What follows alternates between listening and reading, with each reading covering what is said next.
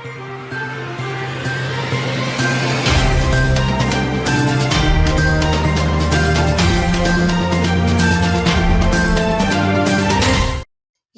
முக்கிய நிகழ்வுகள். அமைச்சர் பதவிக்கு குதிரை பேரம் என்ற குற்றச்சாட்டு தவறு. அமைச்சர் பதவி கேட்கும் உரிமை கூட்டணி கட்சிகளுக்கு உள்ளது. மனைவியுடன் தகாத உறவு, நண்பர்களுடன் சேர்ந்து வாலிபரை கொன்ற கணவன் கைது. தொடரும் பெட்ரோல் விலை உயர்வு, வாகன ஓட்டிகள் அவதி.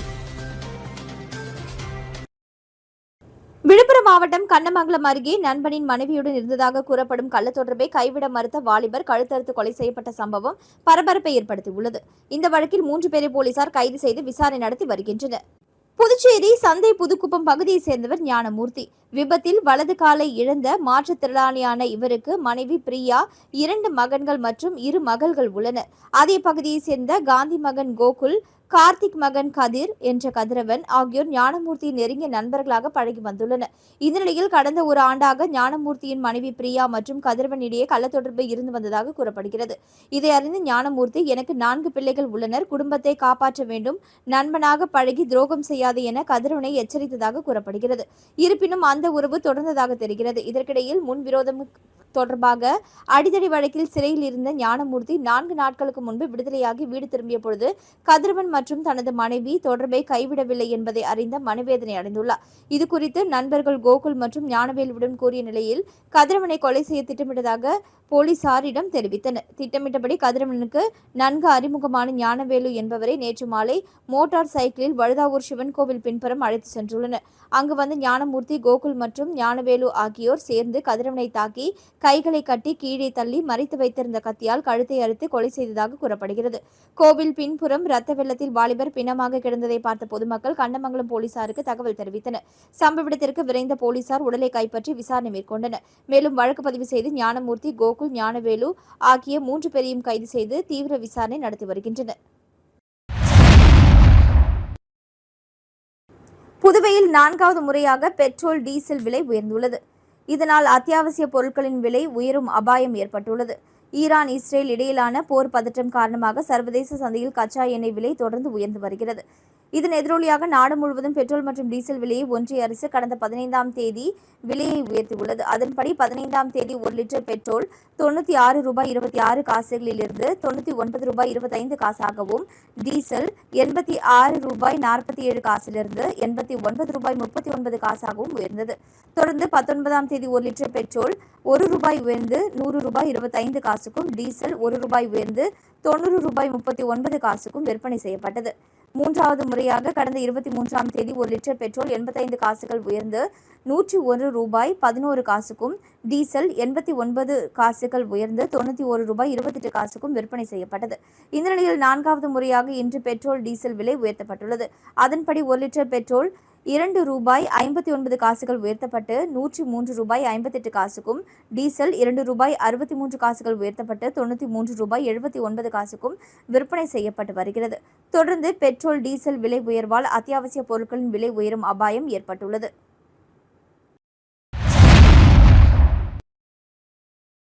புதுச்சேரியில் அமைச்சரவை விரிவாக்கம் விரைவில் நடைபெறும் எனவும் அமைச்சர் பதவி பெற பேரம் நடைபெற்றதாக எழுந்த குற்றச்சாட்டு தவறானது என அமைச்சர் நமச்சிவாயம் தெரிவித்துள்ளார். புதுச்சேரி சட்டமன்ற வளாகத்தில் உள்ள தனது அலுவலகத்தில் செய்தியாளர்களை சந்தித்த அமைச்சர் நமச்சிவாயம், புதுச்சேரியில் மீண்டும் தேசிய ஜனநாயக கூட்டணி ஆட்சி அமைந்துள்ளது. இதற்கு புதுச்சேரி மக்களுக்கு நன்றி தெரிவித்த அவர், கடந்த ஆட்சியில் மத்திய அரசின் ஒத்துழைப்போடு பல்வேறு வளர்ச்சி திட்டங்களை நிறைவேற்றி உள்ளதாகவும் அதன் அடிப்படையில் மக்கள் மீண்டும் இந்த கூட்டணிக்கு வாக்களித்துள்ளதாகவும் தெரிவித்தார். மேலும் புதுச்சேரி காவல்துறை பிரசிடென்ட் கலர்ஸ் என்ற உயர்ந்த அங்கீகாரத்தை ஜனாதிபதி வழங்கியுள்ளதாகவும் இந்த உயரிய அங்கீகாரம் பெற்ற 18வது மாநிலமாக புதுச்சேரி உள்ளது எனவும் இது புதுச்சேரி காவல்துறைக்கு மிகப்பெரிய பெருமை என்றவர், புதுச்சேரி வளர்ச்சியின் மத்திய அரசின் ஆதரவு தேவை என்பது ஒன்றாகும். நாம் வைக்கக்கூடிய கோரிக்கைகளை மத்திய அரசு நிறைவேற்றி வருவதாகவும் தெரிவித்தார். நடந்த சட்டமன்ற தேர்தலில் பாஜகவின் உறுப்பினர்கள் எண்ணிக்கை குறையவில்லை எனவும் தாவேகா 30 தொகுதிகளில் 17% வாக்குகளை பெற்றுள்ளது, பாஜக 10 தொகுதிகளில் போட்டியிட்டு 12% வாக்குகளை பெற்றுள்ளது என்றார். என்ஆர் காங்கிரஸ் கட்சிக்கு முதல்வர் தான் தலைவர் என்பதால் தேர்தல் நேரத்தில் முதலமைச்சர் அவரது கட்சி சார்ந்த வேட்பாளர்களை ஆதரித்து வாக்கு செலுத்தியதாகவும் பாஜகவில் பல்வேறு தலைவர்கள் பாஜக வேட்பாளர்களுக்கு ஆதரவாக பிரச்சாரம் செய்ததாக குறிப்பிட்ட நமச்சிவாயம், அமைச்சரவை விரிவாக்கம் இலாக்கா குறித்து கட்சி தலைமையும் முதல்வரும் முடிவு செய்வார்கள் எனவும், அமைச்சர் பதவி கேட்டதற்கு லட்சிய ஜனநாயக கட்சிக்கு உரிமை உள்ளது, ஆனால் முடிவு செய்ய வேண்டியது முதல்வர் தான். இது குறித்து கட்சி தலைமையும் முதல்வரும் ஆலோசனை செய்வார்கள் என்றார். தோல்வி அடைந்துள்ள தொகுதிகளில் ஆய்வு செய்து வருவதாகவும், அமைச்சர் பதவிக்கு பேரம் நடப்பதாக கூறுவது தவறான தகவல், பொய்யான தகவல்களை முன்னாள் முதல்வர் பரப்பி வருவதாகவும் அவர் தெரிவித்தார்.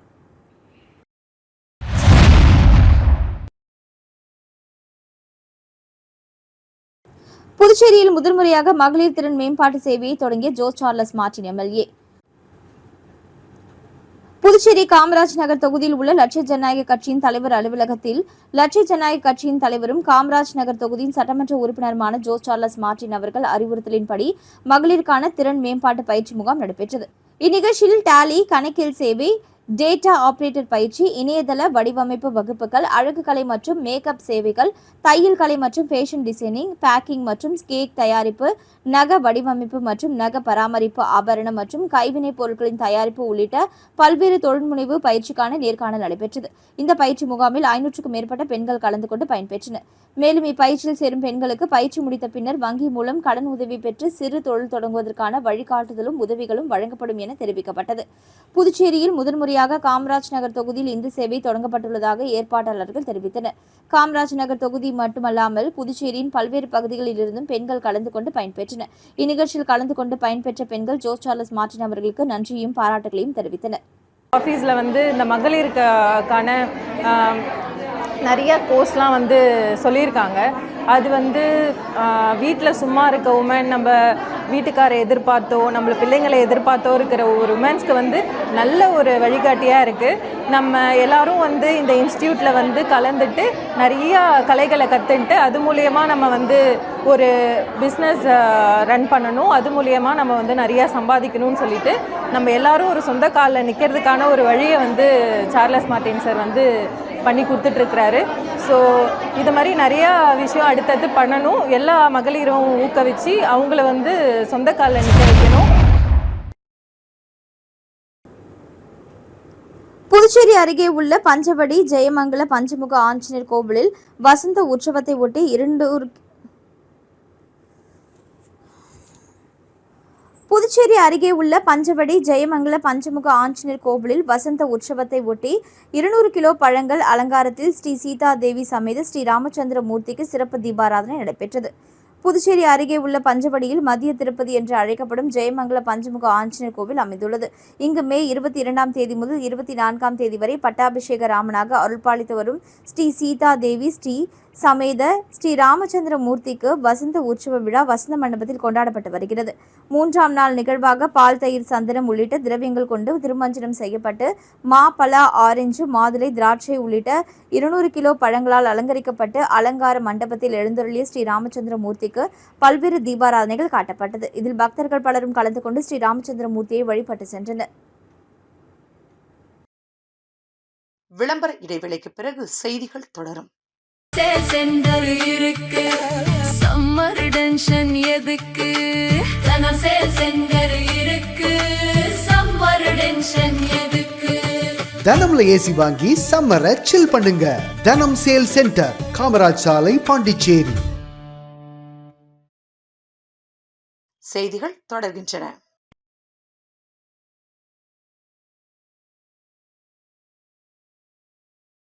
திருப்பட்டினம் விழி வரதராஜ பெருமாள் கோவிலுக்குள் கோவில் ஊழியர் தூக்கில் தொங்கிய நிலையில் இருந்ததால் பரபரப்பு. கோவில் நிர்வாகத்தினரின் அலட்சியமே காரணம் என ஊர் பொதுமக்கள் குற்றச்சாட்டு. கொலையா தற்கொலையா என்ற கோணத்தில் போலீசார் விசாரணை. காரைக்கால் மாவட்டம் திருப்பட்டினத்தில் புகழ்பெற்ற ஸ்ரீ விழி வரதராஜ பெருமாள் ஆலயம் அமைந்துள்ளது. இவ்வாலயத்தில் கும்பாபிஷேகத்திற்கான திருப்பணி வேலைகள் நடைபெற்று வருகிறது. இந்த நிலையில் அக்கோவிலில் எலக்ட்ரீஷியனாக பணிபுரியும் பெருமாள் கோவில் வடக்கு வீதியை சேர்ந்த ஜெகநாதன் என்பவர் கோவில் வளாகத்திற்குள்ளேயே தூக்கிட்டு இறந்துள்ளார். காவல் நிலையம், கோவில் வீடு என அனைத்தும் அருகிலேயே இருந்த நிலையிலும் கோவிலில் பணிபுரிந்த எலக்ட்ரீஷியன் தூக்கில் தொங்கிய நிலையில் இருந்திருப்பது சந்தேகத்தை ஏற்படுத்தியுள்ளது. கோவில் ஊழியராகவே இருந்தாலும் இரவு நேரங்களில் கோவிலின் சாவி கோவிலின் உறுப்பினர் நிர்வாகிக்கும் அதிகாரிகளிடம் ஒப்படைக்க வேண்டும். என விதி உள்ள நிலையில் கோவிலின் சாவி இரவு நேரத்தில் எலக்ட்ரிஷியனிடம் இருந்தது எப்படி என கேள்வி எழுப்புகின்றனர் அப்பகுதி மக்கள். கோவில் வளாகத்திற்கு உள்ளேயே தூக்கிட்டு இருக்கும் அளவிற்கு கவனிக்க தவறிய காவலாளி, கோவில் ஊழியர்கள், சிறப்பு அதிகாரி உள்ளிட்ட அனைத்து ஊழியர்கள் மீதும் நடவடிக்கை எடுக்க வேண்டும் எனவும் அவர்கள் கோரிக்கை விடுத்துள்ளனர். இதனிடையே இறந்தவரின் சடலத்தை கைப்பற்றிய திருப்பட்டினம் போலீசார் ஜெகநாதன் இருந்தது குறித்து கொலையா தற்கொலையா என்ற கோணத்தில் விசாரணை மேற்கொண்டு வருகின்றனர். திருப்பட்டினத்தில் புகழ்பெற்ற கோவில் வளாகத்திற்கு உள்ளேயே ஒருவர் தூக்கிட்டு இருந்த சம்பவம் அப்பகுதியில் பெரும் பரபரப்பையும் அதிர்ச்சியும் ஏற்படுத்தியுள்ளது.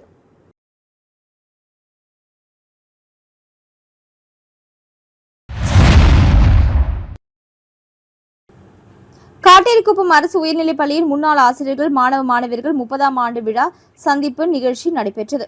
புதுவை மாநிலம் காட்டேரிக்குப்பம் அரசு உயர்நிலைப் பள்ளியில் முன்னாள் மாணவ மாணவியர்கள் 1996-97ஆம் ஆண்டு படித்த 10ஆம் வகுப்பு மாணவ மாணவியர்கள் 30ஆம் ஆண்டு சந்திப்பு விழா நடைபெற்றது. இதில் முன்னாள் ஆசிரியர்கள், மாணவர்கள் கலந்து கொண்டு விழாவினை சிறப்பித்தனர். விழாவிற்கு சக்திவேல் ஆசிரியர் தலைமை தாங்கினார்.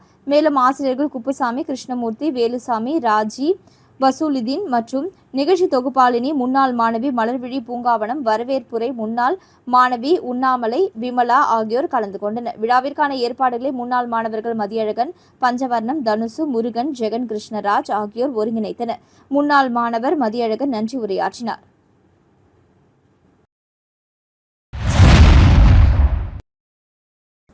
சர்க்கிள் தி பாண்டிச்சேரி கிளப்பில் 6வது மருத்துவ முகாம் இன்று நடைபெற்றது. புதுச்சேரி சட்டப்பேரவை அருகே உள்ள சர்க்கிள் தி பாண்டிச்சேரி கிளப்பின் 6வது மருத்துவ முகாம் இன்று காலை 9 மணி முதல் நண்பகல் 1 மணி வரை நடைபெற்றது. இந்த மருத்துவ முகாமை டாக்டர் நல்லா மற்றும் சென்னை உயர்நீதிமன்ற புதுச்சேரி அரசு வழக்கறிஞர் ராமச்சந்திரமூர்த்தி ஆகியோர் தொடங்கி வைத்தனர். இந்த முகாமில் கல்லீரல் பரிசோதனை, தோல், கண், காது, மூக்கு, தொண்டை மற்றும் உணவியல் மருத்துவர்கள் ஆலோசனை வழங்கினார்கள். மேலும் இந்த முகாமில் புதுச்சேரி நல்லாம் கிளினிக் மற்றும் விநாயகா மிஷன் மருத்துவ குழுமம் இலவச மருத்துவ பரிசோதனை மற்றும் ஆலோசனையை வழங்கினார்கள். முகாமில் 100க்கும் மேற்பட்டோர் கலந்து கொண்டனர். சர்க்கிள் தி பாண்டிச்சேரி கிளப் தலைவர் சதானந்தம், செயலாளர் பிரகாஷ், துணைத் தலைவர்கள் டாக்டர் லட்சுமிபதி, வழக்கறிஞர் சிவகுமார், விளையாட்டு பிரிவு செயலாளர் மேத்யூ, பொருளாளர் கனகராஜ், கமிட்டி உறுப்பினர்கள் சரவணன், அமோலர், முத்துராஜ் ஆகியோர் மருத்துவ முகாம் ஏற்பாடுகளை செய்திருந்தனர். முகாமில் வழக்கறிஞர் சிவகணபதி, ராம், முனுசாமி உள்ளிட்ட பலர் கலந்து கொண்டனர்.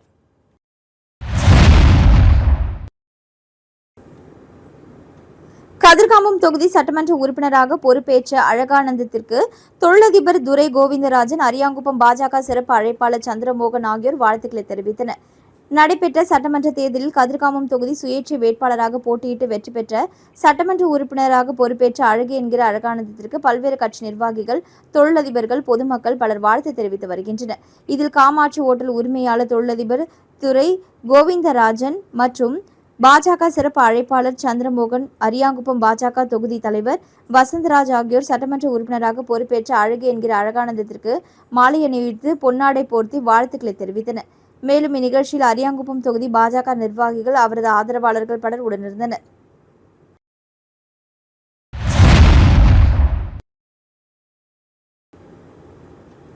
வில்லியனூர் கங்கை வராக நதீஸ்வரர் ஆலயத்தில் நாளை செவ்வாய்க்கிழமை நடைபெறும் குரு பூஜை விழாவினை முன்னிட்டு ஆலயத்தின் சிறப்பு ஏற்பாடு செய்யப்பட்டுள்ளது. புதுச்சேரி மாநிலம் வில்லியனூர் கொம்யூனியன் திருக்காஞ்சி காசியிலும் வீசமுள்ள அருள்மிகு ஸ்ரீ காமாட்சி, ஸ்ரீ மீனாட்சி உடனுரை ஸ்ரீ கங்கை வராக நதீஸ்வரர் ஆலயத்தில் 26ஆம் தேதி நாளை குரு பெயர்ச்சி சிறப்பு பூஜை நடைபெறுகிறது. மிதுன ராசியில் உள்ள குரு பகவான் நாளை 26ஆம் தேதி காலை 11 மணிக்கு கடக ராசிக்கு இடம்பெயர்கிறார். அதனையொட்டி திருக்காஞ்சி அருள்மிகு ஸ்ரீ கங்கை வராக நதீஸ்வரர் கோவிலில் சிறப்பு பூஜைக்கு ஏற்பாடு செய்யப்பட்டுள்ளது. அன்று காலை 6 மணிக்கு கலச பிரதிஷ்டை செய்து கணபதி ஹோமம், குரு பகவான் காயத்ரி மந்திர ஹோமம், நவகிரக ஹோமம் நடக்கிறது. காலை 10 மணிக்கு குரு பகவானுக்கு மகா அபிஷேகமும், காலை 11 மணிக்கு மகா தீபாராதனையும் நடைபெற உள்ளது என ஆலய தலைமை அர்ச்சகர் சரவணன் சிவாச்சாரியார் தெரிவித்துள்ளார். இதில் பக்தர்கள் திரளாக கலந்து கொண்டு குரு பகவானின் அருளை பெறுமாறு கோவில் நிர்வாகம் சார்பாக கேட்டுக் கொள்ளப்படுகிறது. மேலும் மகா அபிஷேகத்திற்கு வேண்டிய பால், தயிர், நெய், பழவகைகள், விபூதி, சந்தனம் உள்ளிட்ட பொருட்களை வழங்க விரும்புவோர் 26ஆம் தேதி காலை 10 மணிக்குள் தேவஸ்தானத்தில் வழங்கிட வேண்டும். நிகழ்ச்சிக்கான ஏற்பாடுகளை ஆலய நிர்வாக அதிகாரி சரவணன், ஆலய தலைமை அர்ச்சகர் சரவணன் சிவாச்சாரியார் மற்றும் உபயதாரர் வில்லியனூர் தனலட்சுமி உயர்தர சைவ உணவகம், திருக்காஞ்சி கிராமவாசிகள் ஆகியோர் வெகு சிறப்பான முறையில் செய்து வருகின்றனர்.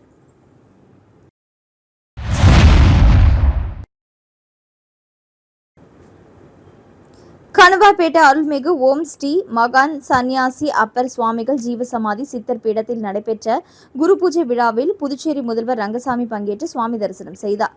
புதுச்சேரி மாநிலம் வில்லியனூர் கணுவாப்பேட்டை பகுதியில் அமைந்துள்ள அருள்மிகு ஓம் ஸ்ரீ மகான் சன்னியாசி அப்பர் சுவாமிகள் ஜீவசமாதி சித்தர் பீடத்தில் குரு பூஜை விழா மற்றும் அன்னதான விழா நடைபெற்றது. குரு பூஜை விழாவினை முன்னிட்டு காலை ஸ்ரீ மகா கணபதி ஹோமம், மகா அபிஷேகம் மற்றும் மகா தீபாராதனை நடைபெற்றது. இதில் புதுச்சேரி முதல்வர் ரங்கசாமி கலந்து கொண்டு விழாவிற்கு தலைமை தாங்கி சுவாமி தரிசனம் செய்தார். தொடர்ந்து முதல்வர் ரங்கசாமிக்கு ஆலயத்தில் பரிவட்டம் கட்டி மரியாதை செய்யப்பட்டது. இதனைத் தொடர்ந்து பக்தர்களுக்கு பிரசாதம் மற்றும் அன்னதானம் வழங்கி நிகழ்ச்சியினை தொடங்கி வைத்தார். மேலும் இந்நிகழ்ச்சியில் வில்லியனூர் தொகுதியின் சட்டமன்ற உறுப்பினர் ரவிக்குமார் கலந்து கொண்டு சுவாமி தரிசனம் செய்தார். தொடர்ந்து ஆலயத்தில் அவருக்கு மரியாதை செய்யப்பட்டது. மேலும் இந்நிகழ்ச்சியில் முன்னாள் சேர்மன் பாலமுருகன் உள்ளிட்ட முக்கிய பிரமுகர்கள் பலர் கலந்து கொண்டு விழாவினை சிறப்பித்தனர். இந்நிகழ்ச்சியில் விழாவிற்கான ஏற்பாட்டினை விழா குழுவினர், வில்லியனூர் கணுவாப்பேட்டை ஊர் பொதுமக்கள் வெகு சிறப்பான முறையில் செய்திருந்தனர். மீண்டும் இன்றைய முக்கிய நிகழ்வுகள். அமைச்சர் பதவிக்கு குதிரை பேரம் என்ற குற்றச்சாட்டு தவறு. அமைச்சர் பதவி கேட்கும் உரிமை கூட்டணி கட்சிகளுக்கு உள்ளது. மனைவியுடன் தகாத உறவு, நண்பர்களுடன் சேர்ந்து வாலிபரை கொன்ற கணவன் கைது. தொடரும் பெட்ரோல் விலை உயர்வு, வாகன ஓட்டிகள் அவதி.